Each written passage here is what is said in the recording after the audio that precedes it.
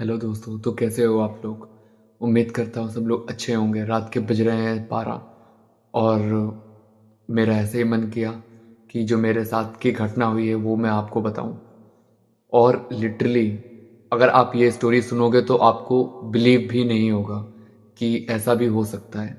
अगर आपका दिल कमज़ोर है और 18 साल से कम है तो अभी इस वीडियो को यहाँ पे छोड़ दो। आपको आगे वीडियो नहीं देखनी है। मैं मजाक नहीं कर रहा हूँ, मैं लिटरली सच बता रहा हूँ। तो अगर आप 18 साल से कम उम्र के हो तो मैं अभी बोल रहा हूँ इस वीडियो को छोड़ के चले जाओ। क्योंकि आगे जो सुनोगे शायद आपको रात में ही अगर ये वीडियो देख रहे हो तो बिल्कुल भी मत देखना, और सुनना तो बिल्कुल भी मत। क्योंकि ये जो मैं बताने वाला हूँ उसको सुनने के बाद आपको रात में 101% है कि डर ज़रूर लगेगा।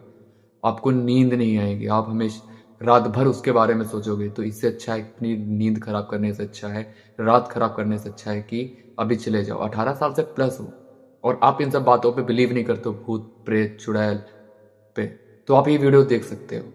तो हम स्टोरी अपनी स्टार्ट करते हैं। और मेरा मन नहीं कर रहा था, मैं ऐसे लेटा हुआ था और मेरे दिमाग में बस एक ही ख्याल था। वही वही चीज़ मेरे सामने दोबारा आ रही थी, वही दिमाग में मेरे चल रहा था। तो क्यों ना मैं ये अपनी जो स्टोरी है इसको मैं सबको बताऊं। ये मेरा नया चैनल है और अभी इंस्टेंट बनाया है, तुरंत बनाया है मैंने। और मैंने सोचा मैं आपको भी बताऊं क्या ऐसा होता है या नहीं होता है। आप बताना कमेंट करके। नीचे चैनल है, इसको जल्द से जल्द सब्सक्राइब कर दो। मैं अपनी स्टोरी स्टार्ट करता हूँ। तो ये स्टोरी है, स्टोरी नहीं, ये सच्चाई है, स्टोरी नहीं। ये मेरी लाइफ की रियली सच्चाई है। रियल आपको शायद ये सुन करके भरोसा नहीं होगा, लेकिन फिर भी आप एक बार सुनना ज़रूर। मैं स्टार्ट करता हूँ। ये बात उन टाइम की है जब मैं स्कूल में पढ़ता था। मैंने 10th के approx sorry ninth ninth standard यानी कि 9वीं क्लास में था। और मैं उस टाइम मेरे मन में बहुत था कि मैं फोटोग्राफी करूंगा, फोटोग्राफी करूंगा, मुझे फोटोग्राफर बनना था। मेरा सपना था कि मैं फोटोग्राफर बनूं। तो अगर आप भी किसी गांव क्षेत्र से बिलोंग करते होगे तो आपके पास इतना बड़ा स्कोप नहीं होता है कि आप किसी अच्छी जगह जाकर के फोटोग्राफी करो या फिर कोर्स करो। और मैं बहुत गरीब फैमिली से था और हूँ। तो मेरे पास इतना ज़्यादा पैसा नहीं था कि मेरे पिताजी या फिर मेरे घर वाले एक कोर्स करवाएं जो कि उस हाई लेवल वाला। तो मैंने क्या किया, मेरे घर के पास में एक शॉप थी, स्टूडियो था, स्टूडियो वहाँ मैंने ज्वाइन किया। और भैया को बोला भैया मुझे फ़ोटोग्राफी सीखनी है। तो उन्होंने बोला ठीक है। उन्होंने मुझे फ़ोटोग्राफी में लेके आए, उन्होंने सिखाया, काफ़ी टाइम तक सिखाया। ऐसा ही चलता रहा लमसम 1 साल तो गुजर गए। 1 साल गुजर गए यानी कि मेरा 10th आने वाला था। 10th में मैं पास, मतलब 10th में आ चुका था और बोर्ड एग्ज़ाम आने वाले थे। नियर बाई मेरे पास में ही मेरे बोर्ड एग्ज़ाम लगे हुए थे। और उस टाइम चल रहा था, महीना था नवंबर। नवंबर के महीने में एक शादी लगी। हालांकि वो नवंबर में मैंने 3 से 4 शादियाँ अटेंड करी। मैं फोटोग्राफर था और शादी की फ़ोटो खींचा करता था। तो हुआ ये कि एक गांव की शादी थी, जो कि गांव बहुत ही, आप मान लो कि बहुत ही छोटा सा गांव था। और उस गांव तक जाने के लिए काफ़ी सुनसान रास्तों से वहां से जाना पड़ता था। अगल बगल सिर्फ खेत हुआ करते, आप ही पता अगर आप एक गांव से बिलोंग करते हो, अगल बगल खेत होते थे, फिर बीच में जाकर के एक गांव मिलता था। तो कुछ ऐसा ही हमारा रास्ता था। उस टाइम समय हो रहा था 6 बज रहे थे शाम के। हम लोग निकल चुके थे 5 बजे। 6 से 6:30 बजे के पास हम उस गांव में चले जाते, मैं और मेरे भैया, सिर्फ हम दो लोग होते हैं। अब उस शादी को हम जाकर के अटेंड करते हैं और भैया बोलते हैं 8 बजे कि मुझे दूसरी वाली साइड पे जाना है। एक्चुअल में उनकी दूसरी भी एक साइड, उनका काम दूसरी जगह भी लगा होता है। तो वो वहाँ पे जा करके बोलते कि अब यहाँ पे तू देख ले, यहाँ पे इतना बड़ा प्रोग्राम नहीं है, आराम से तू देख लेगा, आराम से कर लेगा, कोई दिक्कत नहीं है।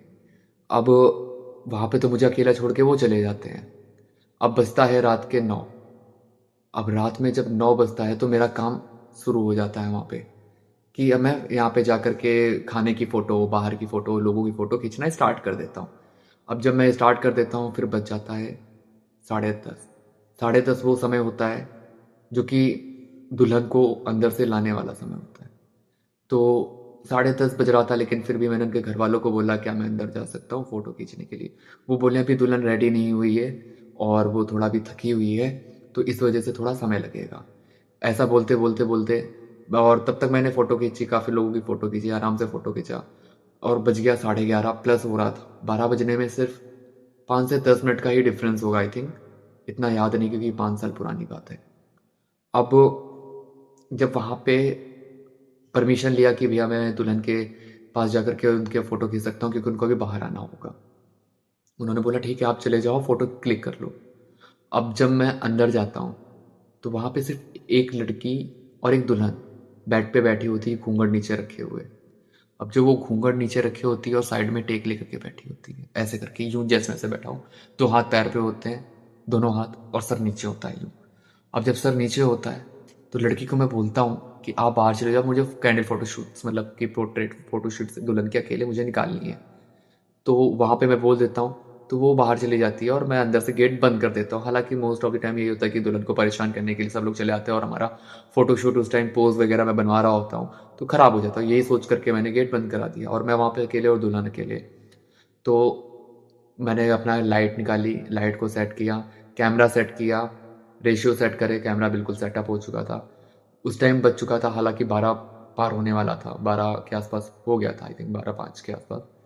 उसके बाद जब ये होता है तो मैं दुल्हन के पास जाकर के बोलता हूँ कि मैलो मैडम, 2 बार मैं बोलता हेलो मैडम, मुझे लगा शायद गाँव की है, शायद समझ नहीं पा रही होगी या सो गई होगी। तो बोला दीदी दीदी।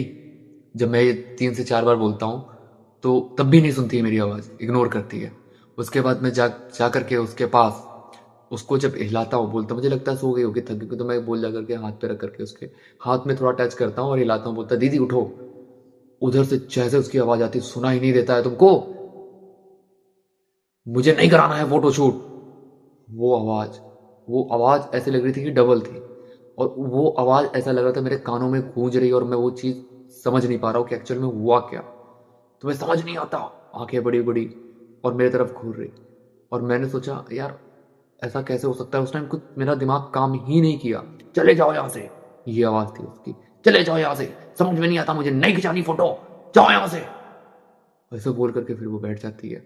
अब भाई सिर्फ मेरे पास एक ही ऑप्शन था, भागने का।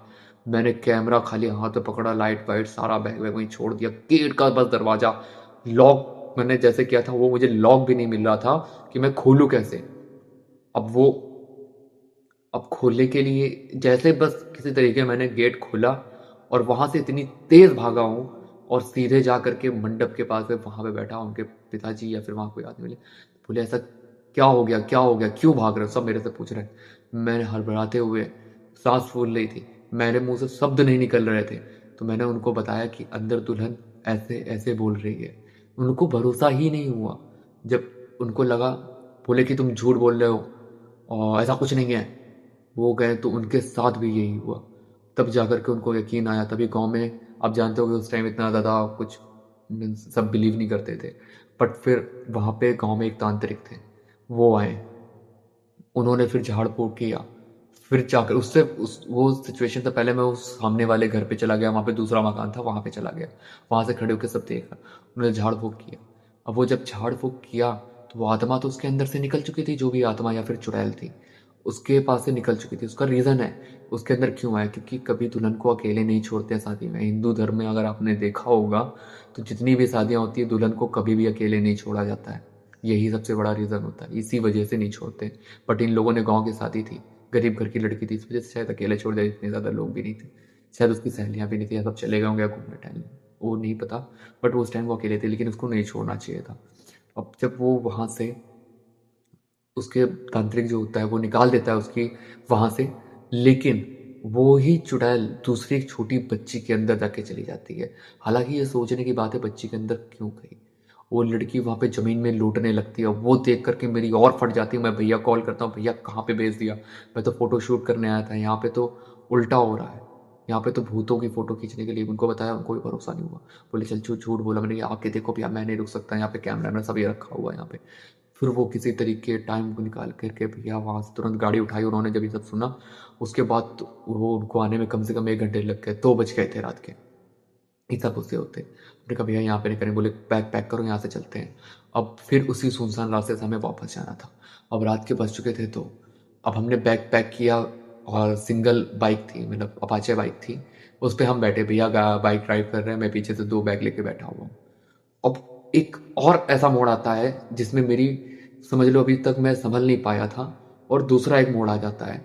अब वहाँ पे मोड़ ये आता है कि जब बीच में जब हम लोग पहुंचते हैं वहां गाड़ी बंद हो जाती है भैया, कि आपको लगेगा सब फिल्म का है, बट लिटरली कसम से 1% झूठ नहीं बोला, वहां पे गाड़ी अब बंद हो जाती है। अब जब गाड़ी बंद हो जाती है तो भैया बोलते हैं यार पेट्रोल तो फुल। हमने कहा भैया चलो, टाइम हो रहा है, लेट हो रहा है, वहां पे शादी में चलना, मुझे डर लग रहा है। बोले कुछ नहीं है, ऐसे ही बोले धमका करके। बोले रुक जा, चल रहा हूँ। अब गाड़ी स्टार्ट करी, दूसरे गियर पे थे भैया, एक्सकलेटर ले ले, गाड़ी आगे नहीं बढ़ रही। अभी लिटरली मैं आपको ये बता रहा हूँ और ये मेरे रोए पूरे खड़े हो चुके हैं यहाँ पे, ये रोए बिल्कुल खड़े हो चुके हैं फिर से वो पुरानी बातें सुन करके। एक आत्मा सी कांप जाती है भाई उस चीज़ में। अब भैया बोले कि तू शांत क्यों नहीं है, शांत रहे, सिगरेट निकाल। मैंने कहा भैया मेरी फटी पड़ी आपको सिगरेट की पड़ी हुई है। उन्होंने बोला जला। उन्होंने बोला 2 सिगरेट। मैंने कहा भैया मैं नहीं पीऊंगा। वो बोले जल्दी। उन्होंने गाली दी, फिर बोला कि जला 2 सिगरेट। फिर मैंने 2 सिगरेट जला। मैंने सोचा कि बताओ यार मेरी यहाँ पे हालत खराब है भैया, वो सिगरेट पड़ी हुई है पीने की। अब उन्होंने बोला सिगरेट जला ली। मैंने कहा हाँ भैया। बोले कि ला मेरे को दे। एक सिगरेट उनको दी, उन्होंने बोला पी। मैंने पीने लगा। बोले 2-3 कस पी करके 2-3 बार फूक करके इसको पीछे फेंक देना। मैंने बोला अरे यार जब जलाइए तो पूरा पहले बोल। फिर उन्होंने गाली दी, फिर बोला कि जितना मैं बोल रहा हूँ उतना कर। मुझे लगा यार क्या है यार, ये सब कहाँ फंस गया मैं। तो फिर उसके बाद जब जलाया फिर फेंक दिया। फिर भैया ने गाड़ी स्टार्ट करी, पहले गियर पे भगा दी गाड़ी, थोड़ी सी मतलब इतनी स्पीड में भी नहीं। उन्होंने बोला ये देख शीशे में। वो भाई वो जो मंजर था ना, मेरे दिमाग में गूंजता है वो मंजर मेरे दिमाग में। भाई वो दोनों सिगरेट आप यकीन नहीं करोगे हवा में खड़ी थी, हवा में, हवा में। मेरे पूरे रोए खड़े हो चुके हैं, मैं कांप रहा हूँ अंदर से। वो हवा में खड़ी थी वो दिन और आज का दिन, 5 साल हो गए उस बात को, वो मेरे दिमाग से नहीं निकलती है, बिल्कुल भी नहीं निकल रही दिमाग से। अगर आपको ये स्टोरी अगर पसंद आई हो तो चैनल को सब्सक्राइब और वीडियो को लाइक कर देना। और नेक्स्ट स्टोरी के लिए आप कमेंट ज़रूर कर देना। अगर आपका प्यार मिला तो नेक्स्ट वीडियो ज़रूर बनाऊंगा। अगर आपको बैकग्राउंड पसंद आया हो, मुझे लगता नहीं आपको बैकग्राउंड पसंद आया होगा, क्योंकि मैं इतना मेरे फैमिली से नहीं हो जो कि मैं बैकग्राउंड बना पाऊँ एक यूट्यूब वाला। तो अगर आपका प्यार रहेगा तो मैं शायद कर सकता हूँ। आपके सपोर्ट के बिना कुछ नहीं हो सकता। तो चैनल को सब्सक्राइब और वीडियो को लाइक ज़रूर कर देना। इस वीडियो पे 1000 लाइक का तो यार टारगेट करते हैं, कम से कम 1000 तो आ ही जाए। मिलते हैं नेक्स्ट वीडियो में गाइस।